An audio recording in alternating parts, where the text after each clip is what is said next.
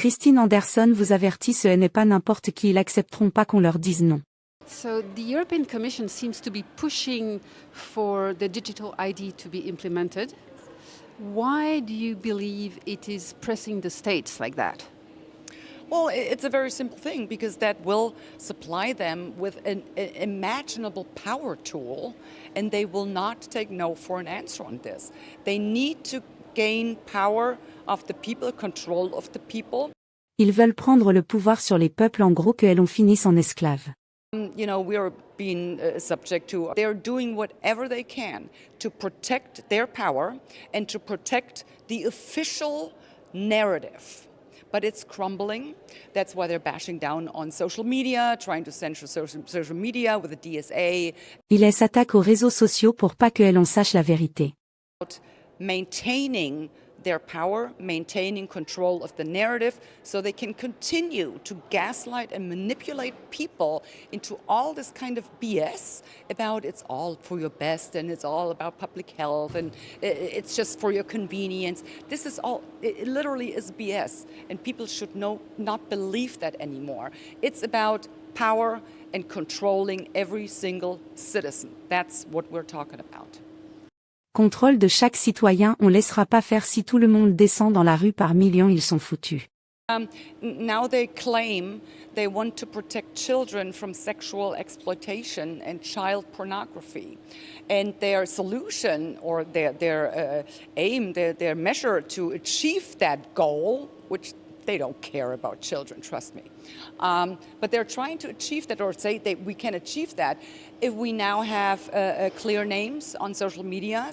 And of course, you also need to have some kind of a certificate, like you need to submit your ID before you can even post on social media.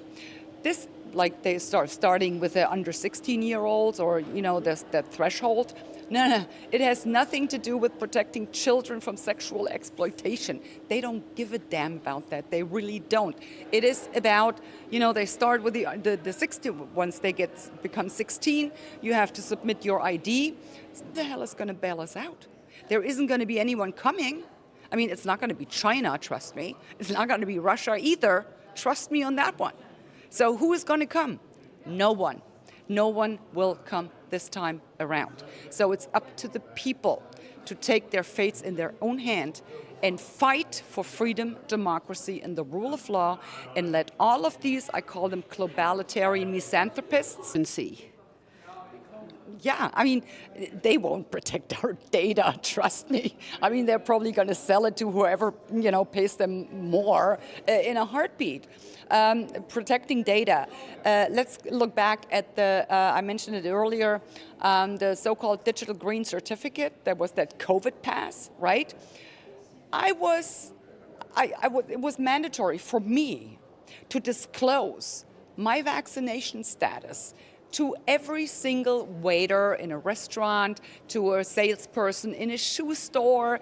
The whole world knew whether I was vaccinated or not, or I shouldn't say vaccinated because it wasn't a vaccine, if I had taken that mRNA shot or not, right? So where is protection data there? This is personal information.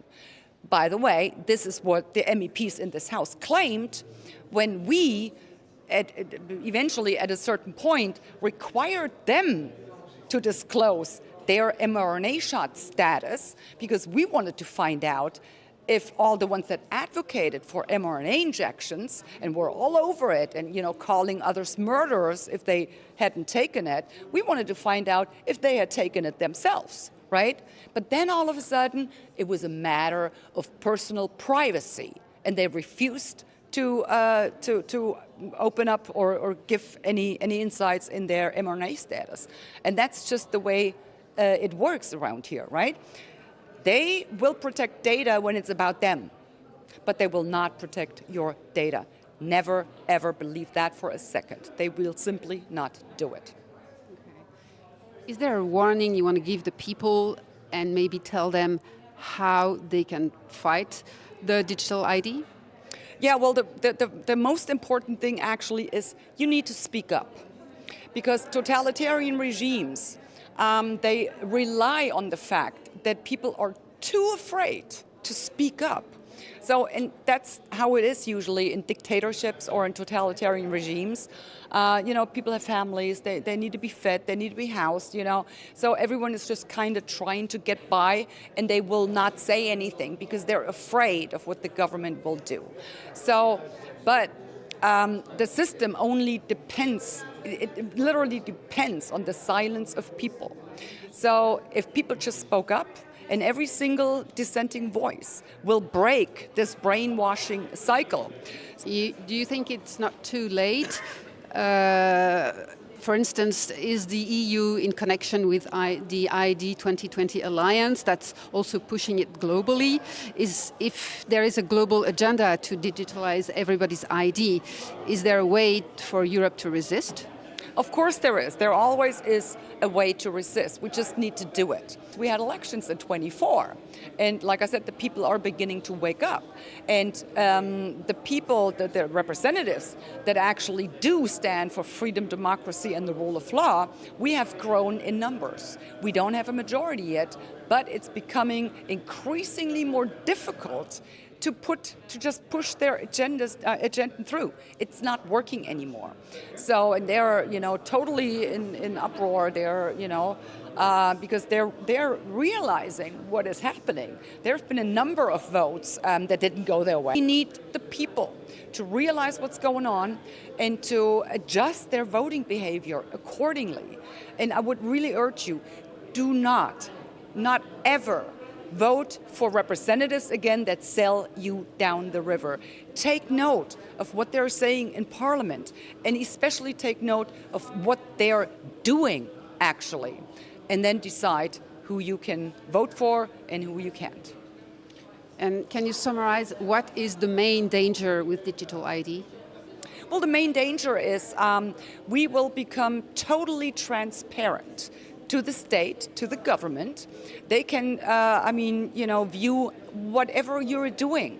So let's say you're going shopping, grocery shopping, and since you have guests coming over on the weekend, you decide to buy 4 or 5 bottles of wine, right? On the way home, you decide, well, I might as well, fill up my tank in the car. So you stop at a gas station, and guess what?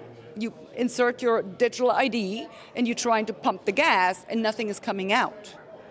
And you go like, what? Yeah, well, you just bought alcohol, right? So they can just switch it off. And, it's total control. And this is the problem, really. In a country or in a state where the citizen knows everything about the government, that is what you call a democracy. But in a state where the government knows everything about the citizen, that's what you call a tyranny. And we are on the way, so we need to stop it. Can we stop it? Can you stop it as a member of European Parliament? Well, I cannot do it all by myself, obviously. We need majorities. We also need, like I said, the people to speak up, to challenge the official narrative. They need to change their voting behavior. And yeah, we do need people to take to the streets and make it known that they will no longer tolerate what is being done to them. And then we will be able to change it. Yes, absolutely. Bravo à cette grande dame qui s'est battue aussi contre cette arnaque de l'injection Covid. Abonnez-vous, mettez un j'aime, activez la cloche, lâchez un commentaire, et merci! Abonnez-vous, activez la cloche et merci.